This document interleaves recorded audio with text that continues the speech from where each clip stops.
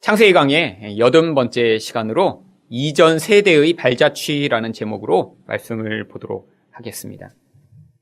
한국에 기독교가 전파된 지 벌써 100년이 넘었습니다.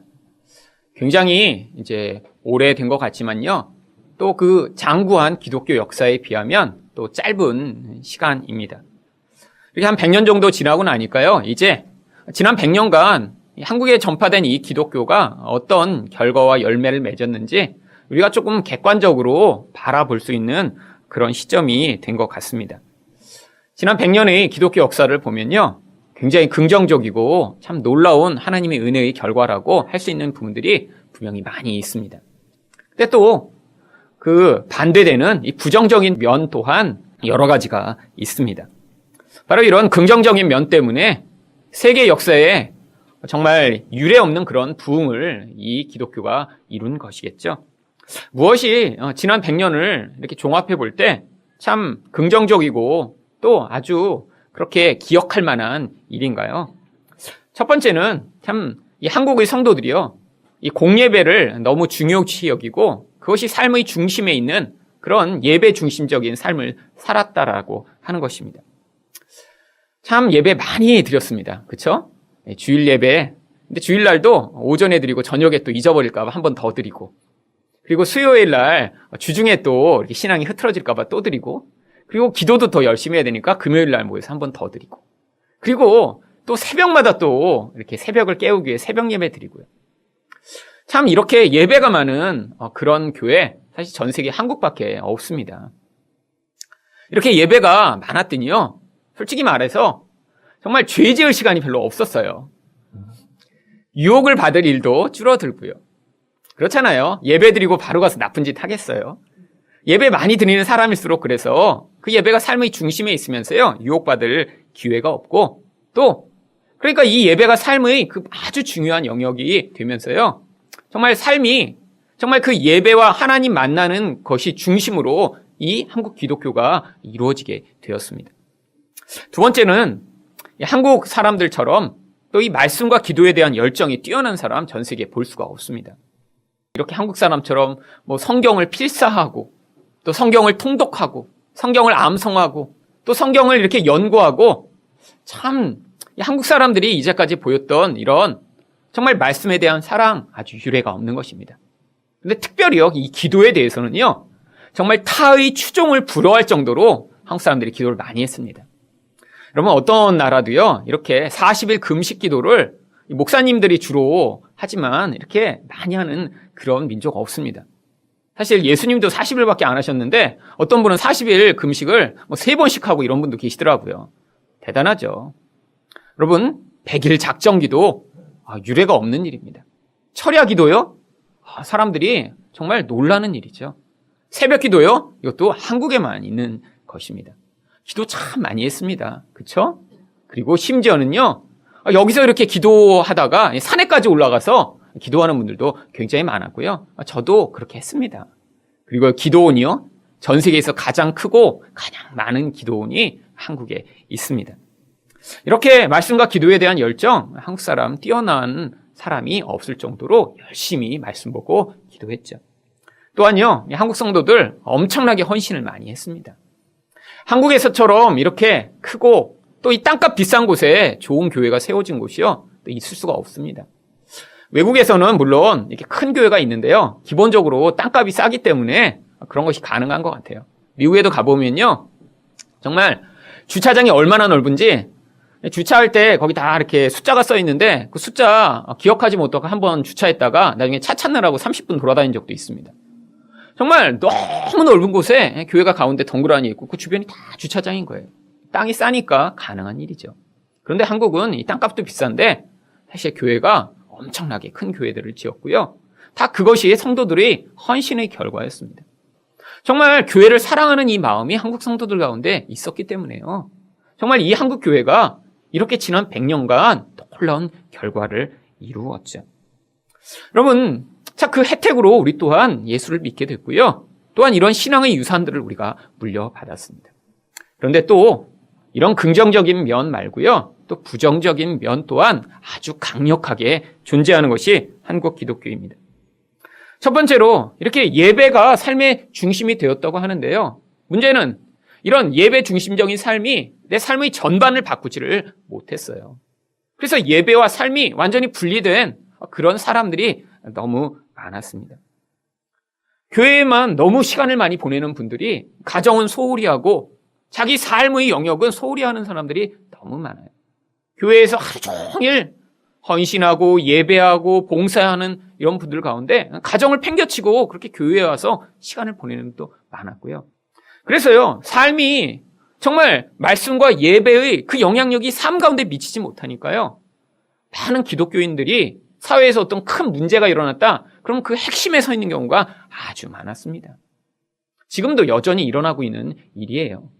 그러면 신문에서 이렇게 큰 사기 사건이 일어나고 횡령 사건이 일어나고, 아니 이 돈 때문에 이렇게 문제가 생기는 경우에요, 보면 그 핵심에 교회의 집사님, 안수 집사님, 장로님들이 그 문제의 핵심에 있는 경우가 많이 있습니다. 그리고 더 놀라운 건요, 그렇게 그들이 사기친 돈을 가지고 교회에 꼭 11조나 감사원금을 한다는 것이죠. 사실 이렇게 삶과 분리된 이런 기독교인의 모습, 또한 사람들이 이렇게 말씀은 열심히 보고 기도도 열심히 했는데 정말 말씀 중심으로 나의 삶은 이렇게 내가 열심을 부린다고 하는 많은 사람들이요, 이 말씀을 구속사적이고 온전한 복음의 의미에서 받아들이지 않고 율법적으로 이 성경을 본 경우가 너무 많이 있었습니다. 또 기도를 이렇게 열심히 하는 분들은요, 대부분 또 자기 기복적인 목적 때문에 기도를 한 경우가 굉장히 많죠. 여러분, 사람들이 이렇게 열심히 처리하고 열심히 금식하며 무엇을 위해 기도했나요? 하나님 나라를 위해 기도했나요? 아닙니다. 대부분 기적이 일어나기를 위해 기도했고요, 그것으로 말미암아 내게 그런 기적의 혜택이 일어나는 그런 기복적인 욕망을 위해 열심히 기도한 것이죠. 그런데 문제는 대부분의 사람의 삶에서요, 이 어느 한편으로 완전히 치우치기보다는요, 이 두 가지가 짬뽕돼 이상한 모습의 기독교가 영향을 받게 된 경우가 많이 있습니다. 그래서 한편으로는요, 굉장히 율법적이에요. 삶에서 마치 구약에서 어떤 것을 지켜야 내 삶에서 복이 오고 그것을 지키지 않으면 저주가 올 것처럼 두려워하며 신앙생활을 하는 사람들 아주 많고요. 또 기도를 할 때는요, 기복적으로 내게 문제가 있을 때만 그 문제를 해결받기 위해 기도하는 이런 태도가 많은 사람들의 일반적 모습이 되어버리고 말았습니다. 또한 많은 사람들이요, 이렇게 헌신을 오해했어요. 하나님께 봉사하고 충성하고 헌신하면 하나님이 이 땅의 복과 하늘의 복을 약속하실 것이라고 오해해서 헌신한 경우가 많이 있었습니다. 그래서 사람들이요, 여기서 헌신하고 자기가 하나님께 충성을 했으면 기대하는 게 늘 있는 거예요. 어떤 기대를 하죠? 내 삶에서 내가 내 힘으로 이룰 수 없는 무엇인가를 하나님이 도와주셔서 내 삶이 남보다 더 부유하게 되고 내 자녀들은 좋은 학교에 가고, 그리고 심지어는 죽은 다음에 천국에서도 이렇게 남보다 더 멋진 그런 건물과 그런 풍요로운 축복을 약속받기를 기대하며 헌신한 경우들이 많이 있었습니다. 그래서 우스갯소리지만 그런 이야기를 우리가 다 알고 있습니다. 여기서 그렇게 헌신하지 않고 천국에 가봤더니 가서 개털모자 하나 받았다라고 하는 이야기. 여러분, 근데 천국에 개 없다고 성경에 써 있거든요. 근데 어디서 개털이 나와갖고 개털모자를 만들었는지. 여러분, 천국에서 우리가 받을 복은요, 누가 여기서 조금 잘했으면 가서 황금집에 살고, 여기서 이렇게 충성하지 못했으면 가서 흙집을 주고, 그러면 여러분, 그게 천국이겠어요? 사실 여기서 힘든 게 그런 거 아니에요. 여기서 어떤 사람은 능력 있고 잘난 사람은 좋은 집 살고, 아니 그렇지 못한 사람은 나쁜 집에 사니까 사실 그래서 힘든 건데, 천국에 갔는데 또 똑같이 거기서는 개선의 기회가 없어요. 왜? 이 땅에서 한 대로 그게 영원히 가니까. 근데 한 번 흙집에 살면 이제 영원히 그냥 흙집에 가고 개털모자 받고는 그냥 영원히 개털모자로 쓰고 살아야 된다면 거기가 정말 천국이겠어요? 여러분, 천국은요, 예수 그리스도와 하나님만으로 만족하며 사는 곳, 그것이 천국입니다. 그런데 이런 기복적이고 왜곡된 개념이요, 이상한 천국을 만들어낸 것이죠. 여러분, 이런 이전 세대의 영향력을 우리가 그대로 받고 있습니다. 오늘 본문에는 마치 우리들처럼 이렇게 이전 세대가 죽었지만 그 똑같은 영향력을 받고 있는 한 사람의 인생이 나옵니다. 바로 이삭의 인생이에요. 이삭의 인생에 대해 그리고 있는 것 같은데요, 이 이야기 안에 아브라함의 인생이 또 그대로 담겨 있습니다. 왜죠? 이게 바로 신앙의 유산이 물려 내려가기 때문입니다. 우리가 스스로 신앙생활을 하는 것 같은데요. 그렇지 않습니다. 전 세대의 신앙의 유산과 영향력이요, 우리에게 그대로 영향을 미치고 있어요. 그런데 그런 영향력 가운데 이런 긍정적이고 좋은 것은 어떻게 해야 될까요? 우리가 더 열심히 보존하고 따라가야죠. 하지만 이런 영향력 가운데 잘못되고 부정적인 것은 우리가 그들을 분별하여 같이 담지 않도록 애써야 될 것입니다. 따라서 오늘 말씀을 통해서 이렇게 이전 세대를 따라가는 신앙의 다음 세대가 무엇을 주의해야 할지를 살펴보고자 하는데요.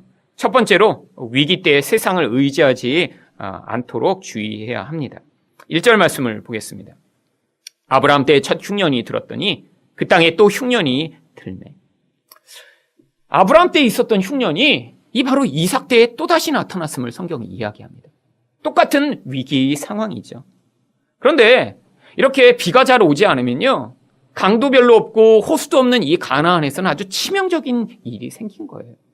이게 얼마나 힘든 일이었냐면 수십 년 전에 일어난 것인데 그때 있었던 이런 위기가 지금 또 닥쳤다라고 이렇게 설명을 하고 있었습니다. 그런데 과거에 이런 위기 상황에서 아브라함은 어떻게 반응했나요? 창세기 12장 10절을 보시면 그 땅에 기근이 들었으므로 아브라함이 애굽에 거류하려고 그리로 내려갔으니 이는 그 땅에 기근이 심하였습니다. 여러분, 아브라함은요, 그냥 기근이 상황에서 고민하지 않고 애굽을 선택했습니다. 근데 성경은 이 애굽을요, 늘 무엇이라고 얘기하냐면 바로 하나님을 버리고 세상을 의지하는 것을 애굽에 내려갔다라고 성경에서 반복적으로 이야기하고 있습니다. 이사야 31장 1절을 보시면 도움을 구하러 애굽에 내려가는 자들은 화 있을진저 그들은 말을 의지하며 병거의 많음과 마병의 힘이 강함을 의지하고 이스라엘이 거룩하신 이를 앙모하지 아니하며 여호와를 구하지 아니하나니. 이 애굽이라는 대상이요, 바로 눈에 보이는 의존의 대상을 이야기하는 거예요. 위기가 닥쳤을 때 하나님을 향해 반응하지 않고요, 내게 당장 도움을 줄 것 같은 그런 어떤 사람, 어떤 힘을 의존하는 것, 그게 바로 애굽에 내려간다라고 성경이 이야기하는 것입니다. 그런데 그 시작이 누구로부터 말미암았어요? 바로 아브라함부터 그 모든 것들이 시작된 것이죠. 그런데 여기서 이 이삭은 바로 애굽에 내려가지 않고요, 1절 하반절에 보시면 그랄로 갔다고 성경이 이야기합니다. 이삭이 그랄로 가서 블레셋 왕 아비멜렉에게 이르렀더니. 그런데 이 그랄은요, 이 애굽으로 내려가는데 중간 경유지와 같은 역할이었어요. 사실 이 이삭의 마음에는요, 애굽에 가야겠다라고 하는 마음이 있었던 것 같아요. 그리고 애굽으로 가기 위해 그 중간쯤 되는 그랄로 먼저 간 것입니다. 왜냐하면 이 그랄도 가나안 땅이었거든요. 이 가나안 땅에 기근이 들었는데 이 그랄도 그 영향력에서 지금 벗어날 수 없었던 것입니다. 그러니까 그때 하나님이 개입해 오십니다. 2절 말씀입니다. 여호와께서 이삭에게 나타나 이르시되 애굽으로 내려가지 말고 내가 네게 지시하는 땅에 거주하라. 하나님이요, 애굽에 내려가지 말라고 말씀하세요. 왜죠? 왜 이전에 아브라함 때는 말씀하시지 않아서 아브라함은 애굽에 내려갔습니다. 그리고 거기서 큰 화를 당하고요, 그리고 올라왔어요. 근데 왜 이삭 때는 하나님이 이렇게 개입하셔서 내려가지 말라고 지금 중간에 개입해 오신 것이죠? 이게 바로 신앙의 첫 세대와 그 다음 세대의 차이입니다. 이런 신앙의 첫 세대는요, 바로 하나님을 이런 경험을 통해 만나게 되는 경우가 많이 있습니다. 이런 바로 우리 신앙의 첫 세대가 그런 것처럼요. 이전에는요, 하나님이 누구신지 잘 몰랐어요. 그러니까 하나님이 자기 백성들을 불러 모으시기 위해 기적이 일어나도록 허용하셨습니다. 여러분, 그래서 사실 70년대에 이렇게 사람들이 예수님을 믿고 교회에 나온 많은 사람들은요, 이런 삶에서 기적을 경험하는 경우가 아주 흔한 일이었습니다. 근데 요즘도 그런가요? 여기 지금 교회 오신 분들이 기적 때문에 오셨나요? 아니죠. 지금은요, 이제 시스템이 갖추어졌고 또 말씀이 선포되고 하는 이런 변화된 시대가 된 거죠. 여러분, 지금도요, 아프리카나 이런 동남아시아처럼 이런 영적 어떤 대립이 아주 강력하고 또 사람들이 전혀 이런 기독교에 대한 정보가 없는 그런 곳에서는요, 아직도 기적이 일어나는 경우가 많이 있습니다. 성경에만 나오는 그런 놀라운 일들이요, 지금도 벌어지고 있는 그런 곳은요, 바로 처음 기독교가 전파되는 곳에서 하나님이 존재를 알리시기 위해 기적을 사용하시는 거예요. 그런데 이 이삭은 지금 그 아버지 세대에 경험한 그런 과거를 알고 있는 그런 새로운 세대인 것입니다. 그러니까 하나님이 여기서는요, 말씀으로 개입해 오시는 것이죠. 여러분, 내 기적을 경험한다는 게 늘 좋은 일만 일어나는 것인가요? 아브라함의 경우에는요, 아내를 바로에게 빼앗기는 그런 무서운 재난을 통해서 하나님의 능력을 경험한 것입니다. 대부분 우리가 이렇게 하나님을 경험할 때 우리의 실패, 우리의 그런 좌절, 우리의 어떤 상황이 아주 극도로 악화되는 상황을 통해 하나님을 경험하는 경우가 많거든요. 하나님은 우리 삶에서 이제 이런 과거의 모든 이런 경험을 통해 신앙을 얻게 되는 그런 과정이 아니라 이제 하나님의 말씀으로 그 하나님을 만나게 되는 새 시대가 되었기 때문에 이것을 우리에게 가르쳐 주시고자 하는 거예요. 우리에게도 그래서 신앙의 이 첫 선배들이 지나온 과정이 우리에게 선명하게 남아 있습니다. 그 영향력이 또 우리에게도 미쳐서 우리가 그것이 무엇인지 머리로만 아는 게 아니라 우리 삶의 그 결과가 나타나고 있어요. 말씀 가운데도 기록된 것입니다. 우리 전 세대가 지나온 과정이에요. 그러니까요, 그것을 보고 우리가 이제는 우리 똑같이 그 과정을 되풀이하는 것이 아니라 말씀으로 그 과정 통해 우리가 배워야 될 것은 배우고 버려야 될 것은 버려야 되는 그런 상황인 것입니다.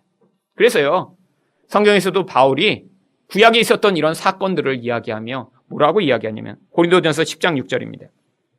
이러한 일은 우리의 본보기가 되어 우리로 하여금 그들이 악을 즐겨 한 것 같이 즐겨하는 자가 되지 않게 하려 함이라 라고 이야기합니다. 구약에 있었던 이스라엘 백성들의 그런 광야에서의 반역 사건을 기록하면서요, 이게 우리 본보기다라고 얘기해요. 근데 여기 나오는 이 본보기라고 하는 단어는요, 원래 이렇게 미술에서 이렇게 동상 같은 것을 만들 때요, 그 틀을 얘기하는 것입니다. 동상을 만들기 위해 이렇게 틀을 먼저 만들어 놓고요, 그 안에다 이제 금속을 녹여서 부은 다음에 나중에 그 틀이 남잖아요. 근데 그 틀을 보면 그 안에서 이런 게 담겼겠구나라는 것을 알 수 있죠. 근데 틀이 이렇게 왜곡되고 삐뚤어졌어요. 그러면 거기서는 잘못된 게 나왔겠구나 예측할 수 있죠. 그래서 이 구약에 기록된 이런 사건들이 틀처럼 남아있다는 거예요. 그래서 그걸 보고 잘못된 것은 따라하지 말고 올바른 것은 따라하랴라고 이렇게 그것을 본보기라고 하는 단어로 쓴 것입니다. 그런데 바울이 이렇게 구약의 잘못된 것은 그렇게 따라하지 말라고 얘기했는데 또한 자기를 본보기로 삼으라고 빌립보서 3장 17절은 이야기합니다. 형제들아 너희는 함께 나를 본받으라. 여기 나와 있는 이 단어가 똑같이 아까 나온 본보기로 삼으라라고 하는 뜻이에요.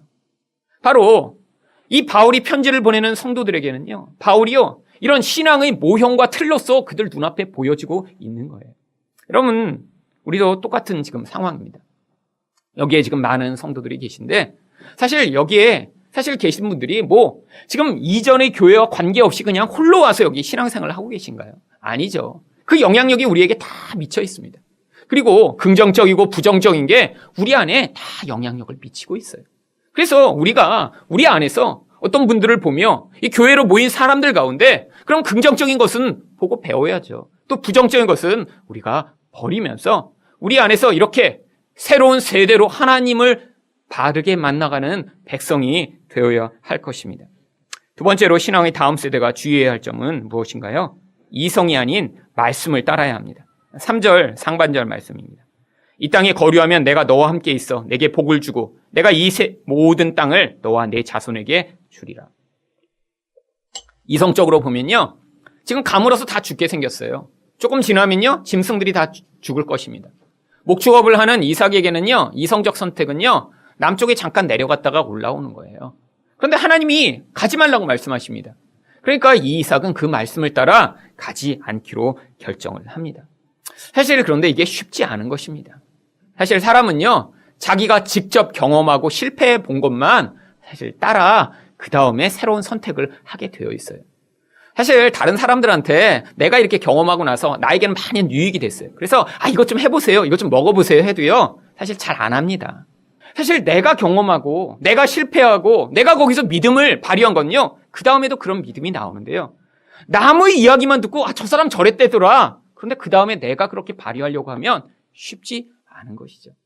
사실 그렇기 때문에 우리에게 무엇이 더 필요하죠? 이 말씀이요 내 삶의 이런 본질을 뛰어넘을 정도로 깊이 우리 삶에 영향을 미치는 것이 중요합니다. 여러분, 경험을 통해 하나님 말씀을 배우면요 인생이 고통스럽습니다. 그게 바로 제 인생을 통해 경험한 거예요. 여러분, 내 삶에서 그렇게 경험하는 건 어렵습니다. 그게 한 번 어떤 사건으로 일어나나요? 몇 년 동안 어떤 과정이 일어나고요. 그 과정에서는 정말 죽을 것 같고요. 다 포기하고 싶고요. 너무너무 힘들어서 삶이 마비되는 일들이 자주자주 벌어지죠. 그런데 제가 또 다른 것을 경험합니다. 무엇이냐면 그렇게 몇 년 동안 어떤 어려운 과정을 통해서 경험한 것이 어떤 때는요.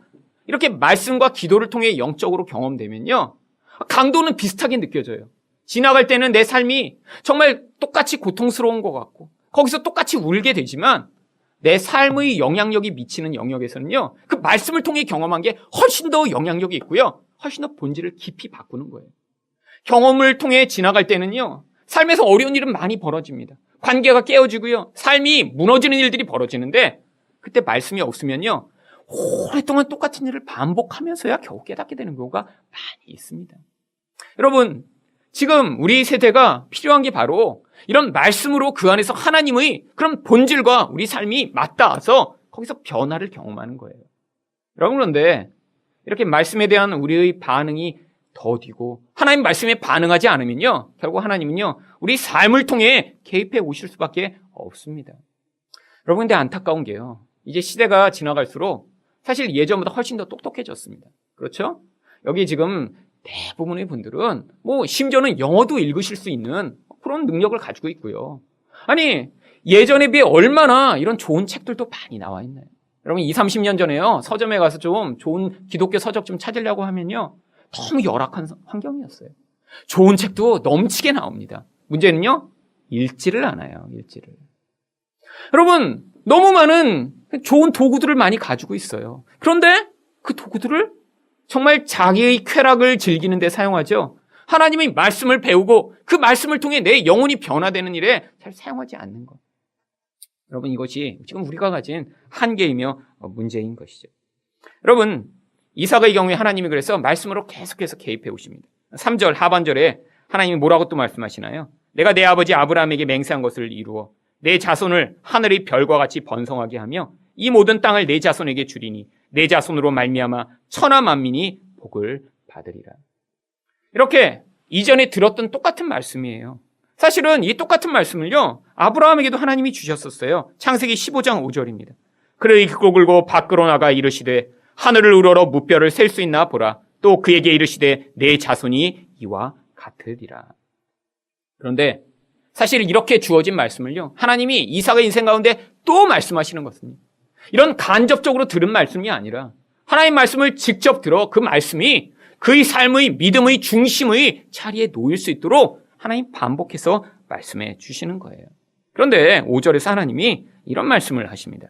이는 아브라함이 내 말을 순종하고 내 명령과 내 계명과 내 율례와 내 법도를 지켰음이니라 하시니라. 아니, 이렇게 이삭이 열심히 지키면 이런 복이 이루어지는 게 아니라 아니, 이전 세대의 아브라함이 열심히 지켰기 때문에 내가 너한테 지금 이 말씀을 하고 있기는 하지만 그 아브라함의 복을 네가 받게 되는 거야 라고 이야기를 해주세요. 이게 바로 앞으로 나타날 예수 그리스도로 말미암는 우리가 받는 그 혜택과 은혜를 이 안에 대표자가 율법을 지킴으로 말미암아 받는 그런 은혜의 패턴으로 여기에 기록하고 있는 것입니다. 사실 우리가 하나님이 복을 받고 하나님이 이런 은혜 가운데 들어가게 되는 건요. 우리가 열심히 노력했기 때문에 그 결과가 주어지는 게 아니에요. 그래서 히브리서 5장 8절과 9절은 무엇이라고 얘기합니까? 그가 아들이시면서도 받으신 고난으로 순종함을 배워서 온전하게 되셨은즉 자기에게 순종하는 모든 자들에게 영원한 구원의 근원이 되셨다라고 이야기합니다. 지금 우리가 실패할지라도요. 우리 대표되어 되시는 예수님이 온전하게 되시고 모든 시험을 이기시고 하나님의 앞에서 그런 모든 율법을 지키신 분이시기 때문에 그 혜택이 우리에게 주어지고 있다라고 하는 것이죠. 마지막으로 신앙의 다음 세대가 주의해야 할 점은 무엇인가요? 상황을 두려워하지 말아야 합니다. 6절부터 7절에 나오는 이 말씀을 보면요. 이 아브라함이 경험했던 똑같은 상황을 이 이삭이 경험함을 알 수 있습니다. 이삭이 그랄에 거주하였더니 그곳 사람들이 그의 아내에 대하여 물음에 그가 말하기를 그는 내 누이라 하였으니 리브가는 보기에 아리따움으로 그곳 백성이 리브가로 말미암아 자기를 죽일까 하여 그는 내 아내라 하기를 두려워함이었더라. 아니, 어떻게 이렇게 똑같은 일이 벌어지죠? 아니, 이렇게 예전에 사라만 이쁘고 이 리브가는 별로 안 이뻤으면 이런 일이 벌어지지 않는데 어떻게 또 이렇게 신앙의 족장들은 아내들이 꼭 예뻐요. 똑같은 문제가 벌어집니다. 아버지 때 이렇게 벌어진 사건이 똑같이 벌어져요. 이전에는요 어떻게 했어요? 다른 말씀에 대해서는요 이삭이 잘 순종했어요. 애굽에 가지 말라니까 가지 말았어요. 그런데 말씀이 없이 어떤 상황이 딱 벌어지니까요 아버지 때 했던 그런 잘못을 똑같이 반복합니다. 무엇으로 반응한 거죠? 이전에 경험이 있었지만요 아버지의 경험이 내 경험이 아니기 때문에요 그 경험이 그의 삶에서 지금 해결책을 주고 있지 못한 거예요. 여러분 사실 당시 상황에서는 아내를 뺏어가는 게 되게 당연한 일이었습니다. 국가도 없고요 또 경찰도 없고 그러니까 힘 있는 자가 예쁜 여자 있으면 누굴 죽이고 뺏어가겠죠. 여러분 그런데 이런 상황이 사실은 창세기 12장 11절과 12절에 나오는 아브라함의 모습과 너무 닮는 것입니다. 그가 애굽에 가까이 이르렀을 때 그의 아내 사레에게 말하되 내가 알기에 그대는 아리따운 여인이라 애굽 사람이 그대를 볼 때 이르기를 이는 그의 아내라 하여 나는 죽이고 그대는 살리이리니. 여러분 하나님은 우리를 향해 뭐라고 얘기하십니까? 사실은 우리가 하나님과 함께하고 있는 자라고요. 그런데 우리는 그걸 잃어버리고 내 자신이 홀로 세상에 서 있는 것처럼 생각할 때가 너무나 많아요. 여러분 이 두려움은요 우리 삶에서 너무 강력하게 영향을 미치는 요소입니다. 내가 원하는 어떤 자리가 있어요. 어떤 길이 있어요. 그런데 그 길이 세상의 힘에 의해 막히고 내 인생이 내가 원하는 대로 흘러가지 않는다고 생각할 때 우리는 두려움에 사로잡히고요. 세상 사람처럼 반응하기 쉬운 게 우리들입니다. 근데 성경은 무엇이라고 얘기하죠? 신명기 2장 25절 말씀입니다. 오늘부터 내가 천하 만민이 너를 무서워하며 너를 두려워하게 하리니 그들이 네 명성을 듣고 떨며 너로 말미암아 근심하리라. 누굴 향해 말씀하신 거예요? 바로 하나님과 동행하는 것을 믿은 하나님의 백성들에게만 이게 유효하다는 거예요. 세상에 우리가 홀로인 것 같아요. 왜 그렇죠? 눈에 보이지 않는 하나님을 우리가 믿지 못하기 때문입니다. 근데 그 하나님이 우리와 함께 하시다는 것을 믿으면 그것으로 말미암아 믿음의 능력이 오히려 세상 사람들을 두렵게 하는 근거가 될 것이라는 것이에요. 그런데 사실 이삭은요 하나님의 이런 말씀을 여기서 듣지 못하고 아버지의 경험을 따라 똑같이 반응했더니요 어떤 결과가 벌어졌죠? 8절과 9절입니다. 이삭이 거기에 오래 거주하였더니 이삭이 그 안에 리브가를 껴안은 것을 블레셋 왕 아비멜렉이 창으로 내다 본지라. 여기서 이 껴안다라고 하는 건요 단순히 이렇게 아는 게 아니라요 애무를 했던 것을 이렇게 본 것입니다. 이 아비멜렉도 약간 이제 취미가 독특했던 것 같아요. 왜 남이 아내를 이렇게 애무하고 있는 거를 창밖으로 보죠? 그런데 거기서 9절에 아비멜렉이 어떻게 반응하죠? 이에 아비멜렉이 이삭을 불러 이르되 그가 분명히 내 아내거늘 어찌 내 누이라 하였느냐? 이삭이 그에게 대답하되 내 생각에는 그로 말미암아 내가 죽게 될까 두려워함이었음이로다. 여러분 결국 세상 사람들 앞에서 하나님의 백성의 부끄러움이 폭로되고 맙니다. 그런데 다행히요 여기서 이 아비멜렉이 이 이삭보다 더 의롭게 반응합니다. 10절과 11절 말씀입니다. 아비멜렉이 이르되 내가 어찌 우리에게 이렇게 하였느냐? 백성 중 하나가 내 아내와 동침할 뻔하였도다. 내가 죄를 우리에게 입혔으리라. 아비멜렉이 이에 모든 백성에게 명하여 이르되 이 사람이나 그의 아내를 범하는 자는 죽이리라 하였더라. 오히려 아비멜렉이요 더 공의롭고 더 하나님을 경외하는 모습처럼 나타나고 있죠. 이게요 우리가 두려워하여 세상에서 하나님을 믿지 못하고 행동하면요 어쩌면 세상 사람보다 더 부끄럽고 수치스러운 존재로 우리 모습이 드러나게 됨을 보여주고 있는 것입니다. 세상 사람을 통해 또 상황을 통해 개입해 오셔서 하나님이 목적하신 것을 이루어 나가신 것입니다. 여러분 우리 인생이 바로 이런 인생이에요. 우리 인생 내가 볼 때는 앞이 보이지 않아요. 당장 두려운 일이 너무 많이 일어나요. 정말 내가 계획한 대로 이루어지지 않아서 고민이 되고 걱정이 됩니다. 하지만요 하나님이요 하나님 백성의 인생을 기억하십니다. 그리고 그 인생 가운데 개입해 오심으로 말미암아 우리가 세상을 두려워하지 않고 하나님을 두려워하는 자로 세상을 살 때 오히려 세상 가운데 하나님의 백성처럼 살 수 있음을 우리 인생을 통해 고백하도록 해주시는 것입니다. 이런 믿음이 있는 성도분들이 되시기를 예수 그리스도 이름으로 축원드립니다.